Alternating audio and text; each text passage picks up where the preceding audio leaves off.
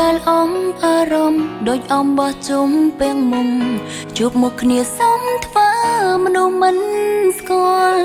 បេះដូងធ្លាប់ពេងពន់គួរកាត់ក្រវត្តចោលពូផែនដីចែកគ្នានៅម្ខាងម្នាក់គ្រប់ពេលឮឈ្មោះរៀមរាមានអារម្មណ៍ថាឆ្អែតបាយមិនបាច់រាយរ៉ាំប្រាំដល់មិត្តភ័ក្តិស្រឡាញ់វ័យក៏ល្អមានវ័យមកបាញ់ជាងពេលបែកគ្នាម្នាក់យកចាញ់ឈ្នះទៅណាពួកយើងបែកគ្នាហើយទៅឲ្យឆ្ងាយបានទេសូមនោមពមានមេសូមជុំនិយាយដើមអូនមិនចង់ដឹងសង្ទុំមិនចង់ដឹងពីបងអតីតដែលកន្លងសូមធ្វើជាមនុស្សមិនស្គាល់ពួកយើងបែកគ្នាហើយធ្វើមិត្តមិនបានទេ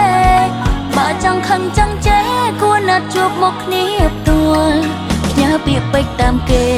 ក្រុមយ៉ាងដូចវល់មិនត្រូវការពន្យល់សូមឈប់និយាយដើមអូ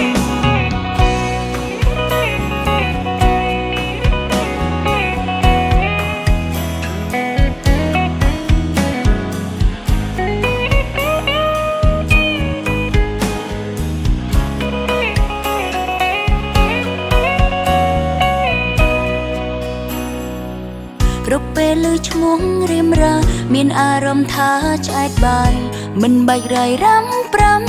ដល់មិត្តភ័ក្តិស្រឡាញ់វ័យក៏ល្អមានវ័យមកបាញ់ជាងពេលបែកគ្នាម្នាក់យកចាញ់ឈ្នះទៅណាពួកយើងបែកគ្នាហើយទៅឲ្យឆ្ងាយបានទេសូមនោមពមានមេសូមជុំនិយាយដើមអូនមិនចង់ដឹងសង្ទុំមិនចង់ដឹងពីបង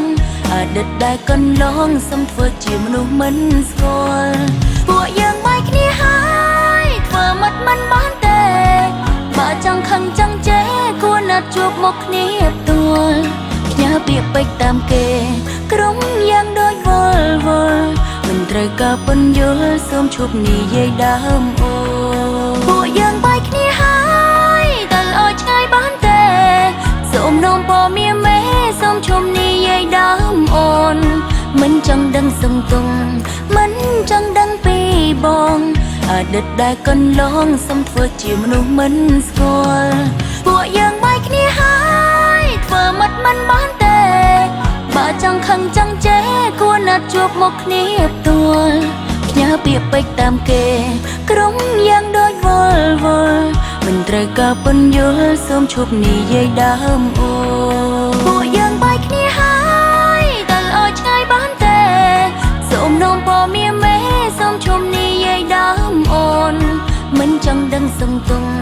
មិនចង់ដឹងពីបងអតីតដែលកន្លងសូមធ្វើជាមនុស្សមិនស្គាល់ពួកយើងបែកគ្នាហើយធ្វើមិត្តមិនបានទេបើចង់ខឹងចង់ចេះគួរណាត់ជួបមកគ្នាផ្ទាល់ផ្ញើពាក្យពេចន៍តាមគេក្រុមយ៉ាងដូចវល់មិនត្រូវការពន្យល់សូមឈប់និយាយដើម